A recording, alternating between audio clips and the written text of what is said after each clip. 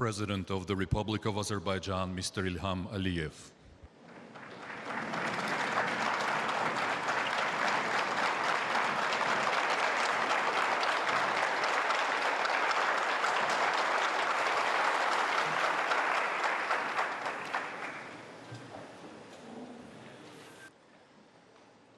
Dear ladies and gentlemen, dear guests, welcome to Azerbaijan.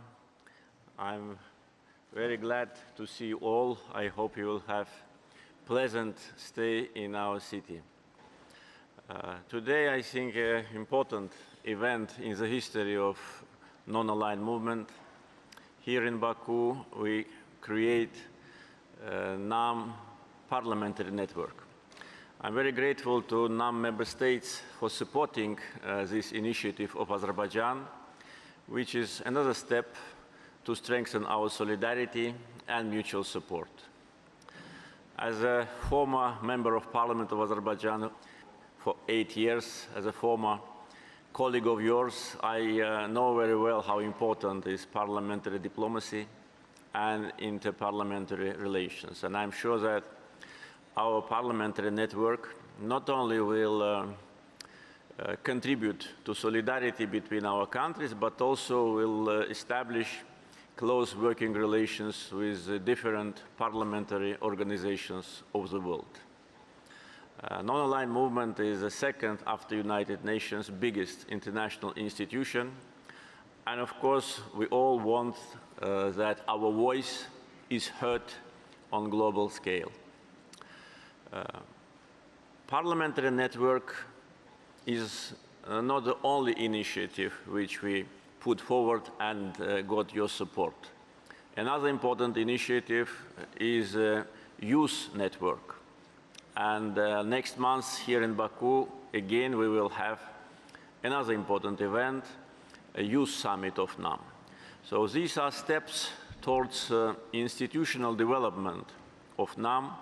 And I think time has come to make practical steps in that direction. Another initiative which Azerbaijan put forward and was supported by member states is the creation of NAM support office in New York. I think also it's right time now to make more steps towards institutional development, and that in its turn will help us to defend our interests on international arena and also strengthen, of course, solidarity between our countries. Azerbaijan is a relatively new member of NAM. We joined NAM family in 2011, and from the very first days of our activity, we tried to contribute to solidarity, mutual support, and promotion of Bandung principles. We fully share Bandung principles, and we consider these principles as the only basis for cooperation and interaction between countries. Territorial integrity, sovereignty, independence, non-interference into each other's affairs. If these principles were preserved by all countries, there would have been no wars, no conflicts, and no injustice. So from the first days of our activity, Azerbaijan became very active in all NAM endeavors. And I think that was the main reason for unanimous support of Azerbaijan's candidacy to chair non-aligned movement. And this great unanimous support of 120 countries was shown in 2016, was shown to us. And in 2019, in Baku, we organized and successfully held NAM Summit and assigned the chairmanship for the years 2019-2022. And also we consider as a great sign of respect to our country and a sign of appreciation of our activity that our chairmanship in NAM again by unanimous decision by 120 countries, was extended until late 2023. And we're grateful for that, and we will do everything in order to justify and your support and demonstrate that that was a right choice.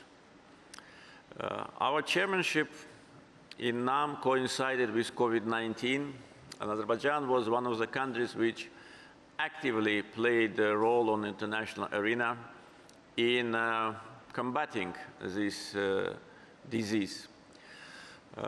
We initiated the NAM online summit and held it in May 2020, and that was the first step of NAM member states to consolidate our efforts in approaching pandemic.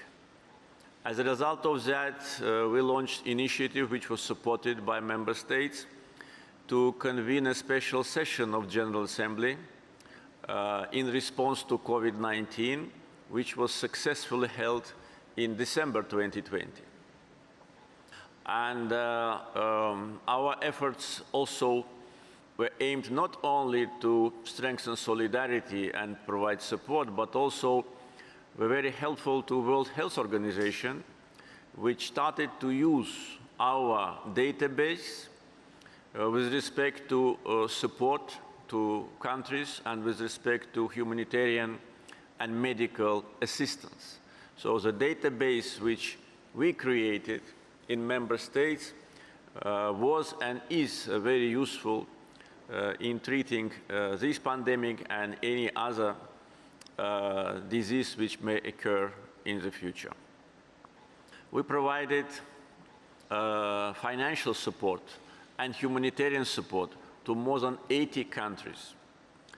Also, we made a donation of $10 million to World Health Organization, and half of that money was assigned directly to NAM member states. So our efforts with respect to approach to COVID-19, I think had a very important global reflection, because we were one of the countries which was openly protesting against vaccine nationalism. We all remember in the early days and months of pandemic, some countries, wealthy countries, were stockpiling vaccines maybe 3-4 times more than they needed, and thus not allowing other countries to get access to vaccines. We all witnessed that wealthy countries were using absolute majority of the vaccines, while other countries were helpless. And therefore, our struggle against vaccine nationalism was also supported by United Nations. And I think that also had a very important impact on fair distribution of vaccines. So in other words, Azerbaijan always was demonstrating its position on regional issues, on global issues, and of course, as a chair of NAM, we will continue to fight against injustice, against violation of international law, against selective approach to different conflicts, and against discrimination. We also witnessed the great support of NAM member states. As I said, unanimous decision to assign chairmanship of NAM and then to extend it was a clear demonstration of attitude of countries towards Azerbaijan. Another important sign of solidarity we saw in the most difficult times of our country, when we were liberating our territories after almost 30 years of Armenian occupation. And we were fighting on our own land. We were restoring justice, restoring international law. But unfortunately, some countries launched a campaign against us, campaign of discreditation, slander, and blackmail. And unfortunately, this was not only a verbal campaign or public accusations. Some countries tried to bring this issue, our due course, to United Nations, to Security Council, but our friends, members of NAM, at that time, members of UN Security Council, blocked anti-Azerbaijani statement and blocked the attempt of accusation against Azerbaijan, and thus did not allow pro-Armenian global forces to attack Azerbaijan. We are very grateful for that, for your solidarity. And once again, I'd like to say that we were restoring justice. Azerbaijan, a country which faced one of the biggest injustices in the world, occupation by Armenia of almost 20% of our territories, which resulted in ethnic cleansing. 1 million of Azerbaijanis became refugees and internally displaced persons. Our historical and religious heritage was erased by Armenian occupants. And now visitors of liberated territories can see it with their own eyes. This barbarism, vandalism, and desecration of our mosques, and destruction of our religious and cultural monuments. These are all facts. No one can ignore it, no matter how pro-Armenian forces and their supporters want to neglect. They are not able to neglect these facts, because already thousands, maybe tens of thousands of people visited liberated territories, including foreign visitors, of course, politicians, members of parliament, chairmen of parliaments, and journalists and experts and ordinary people, visitors. We put an end to that. We restored justice and international law. And when, in 2019, in Baku, I was speaking at the NAM summit, I was saying that we will defend justice and international law. We know what it means when you cannot restore it yourself, when you depend on others.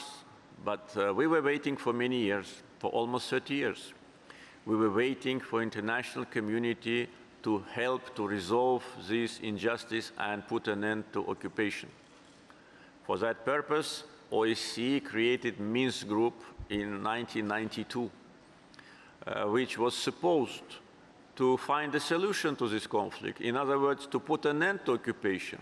But on the contrary, Minsk Group became an instrument in the hands of those who wanted this occupation to last forever. And now, when Azerbaijan resolved the conflict, put an end to occupation, restored its territorial integrity by military and then political means, there is no need for Minsk Group any longer. We already said farewell to Minsk Group, but unfortunately, Armenia and some others want to revitalize it. It is not possible. It is already dead. And we, as a country who suffered from occupation, we say that openly, and I think that any further speculation about OSCE Minsk Group is not only counterproductive, but also destructive for possible peace in our region. On 10th November 2020, after 44 days of liberation, war, patriotic war, Armenia had to capitulate and to admit its defeat, and then was forced to liberate the remaining territories which were not liberated on the battlefield. And it took only 44 days for us, but we waited for almost 30 years. And during the years of occupation, on many occasions, speaking on different international events, I was calling for sanctions to be imposed on Armenia, and saying that the only way how to resolve this problem peacefully is to impose sanctions on Armenia. The sanctions which will be efficient and which will be damaging to the economy. But unfortunately, no sanctions was imposed. On the contrary, Armenia was getting much more support from some pro-Armenian politicians than Azerbaijan. And as we saw, the only purpose of Minsk Group activity was to freeze the conflict and to keep our lands under occupation forever. So we put an end to that policy and liberated our lands by force and by our political wisdom. I can tell you that situation with conflict between Armenia and Azerbaijan is not only a regional issue, it is a global issue because it's a full violation not only of basic international principles, it was also violation and non-implementation of UN Security Council resolutions. In 1993, United Nations Security Council adopted 4 resolutions demanding immediate, full and unconditional withdrawal of Armenian troops from our territory. And the question is why these resolutions were not implemented. No one can answer, or maybe do not want to answer. Another question is why in some cases resolutions of Security Council are implemented within days, and in our case they were on paper for 28 years and would have remained on paper for another 28 years if not brave Azerbaijani military servicemen who liberated our lands. And it's a question of reforms of United Nations and its Security Council, because if resolutions are not implemented, then what's the sense of that? We speak for reforms, and I think that this should be also discussed on the level of heads of state and government of NAM, and to put an end to selective implementation of United Nations Security Council based on political preferences. In general, I would say that we all know that non-aligned movement is the second biggest after United Nations international institutions. And I think that we need to consolidate our efforts to strengthen our potential, to strengthen solidarity, try to speak with one voice. I know that there are certain problems between some member states. I think that NAM can be a platform to find a resolution to these problems, and also should be a platform to defend the interests of our countries. Because members of NAM, many members of NAM, they have similar history, similar problems, faced many times injustice, and try to defend their national interests, and we can do it together. Together we can do it more efficiently, and we speak for that. Therefore, initiatives of Azerbaijan as a chairman of NAM were aimed at strengthening solidarity and mutual support and institutional development of our institution, and maybe at certain stage to transform it into organization.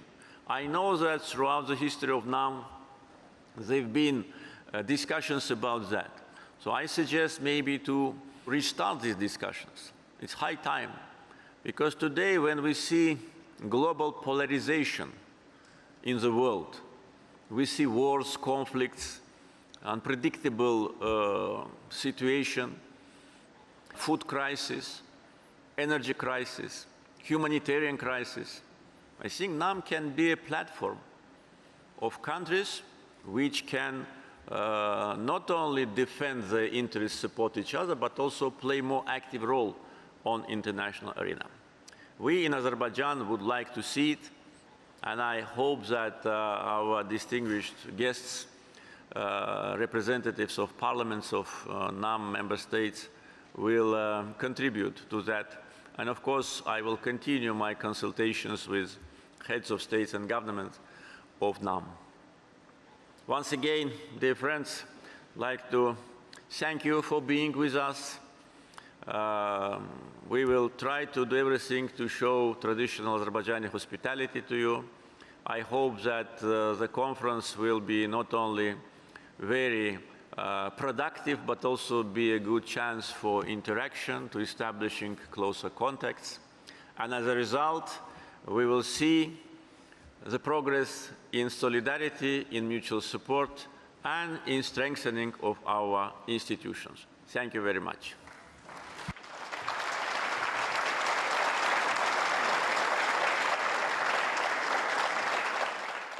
Your Excellency, Mr. President, let me open the session. His Excellency, Mr. President, distinguished parliamentarians, honorable guests, ladies and gentlemen. It's with great pleasure and privilege that I greet you all today at the Bakı conference of the Non-Aligned Movement Parliamentary Network. It's an honor to have His Excellency Mr. İlham Əliyev, President of the Republic of Azerbaijan, with us today. On behalf of all participants, I would like to extend our deep gratitude to His Excellency Mr. President for the noble initiative to establish the non-parliamentary network. The inspiring address Mr. President delivered today to the Bakı conference is a testament to his unwavering commitment in his capacity as a chair of NAM to strengthen unity within the movement through multidimensional cooperation among its members. Dear participants, at the 18th summit of NAM held in Baku, the heads of state and government decided to expand and deepen interaction and cooperation among the parliamentarians of NAM.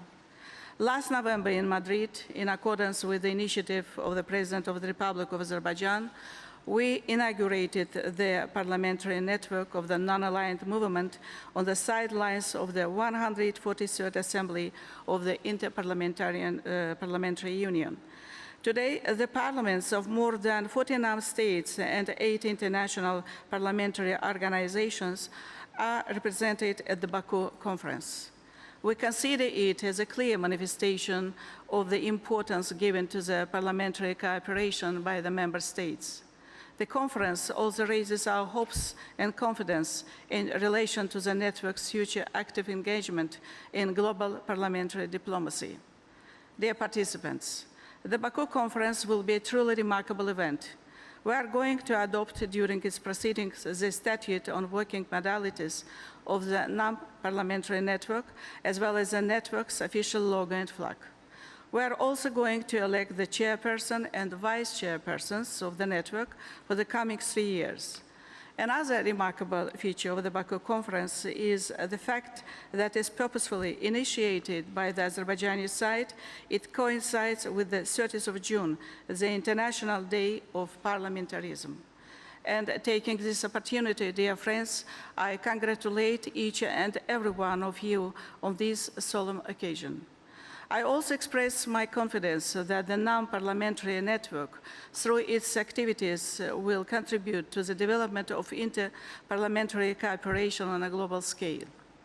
Ladies and gentlemen, we are aware of the initiatives of the non-aligned movement under the chairmanship of Azerbaijan, aimed at addressing the negative consequences of the pandemic, as well as a post-pandemic global recovery. The collective support of NAM parliaments for these initiatives has been reflected in the Madrid Declaration and will also be reiterated in the Baku Declaration that we have agreed to adopt today.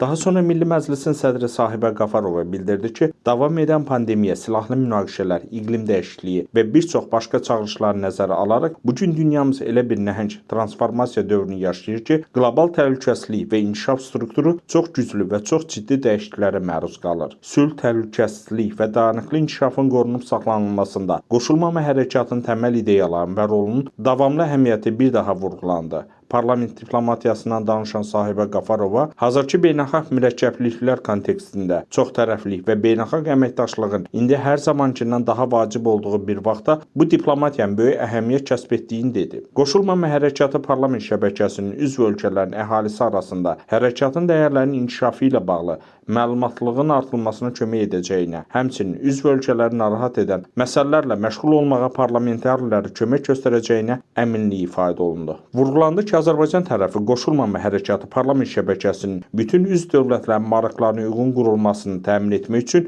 mövcud mexanizm və resurslardan istifadə edib. Sonda Bakı bəyannaməsi və Qoşulmama Hərəkatının parlament şəbəkəsinin iş qaydalarına da nizamnamə qəbul edildi. Təşkilatın rəsmi loqosu və bayrağı təsdiq olundu. Qurumun sədri və sədr müavinləri seçildi. Konfrans 3 gün davam edəcək.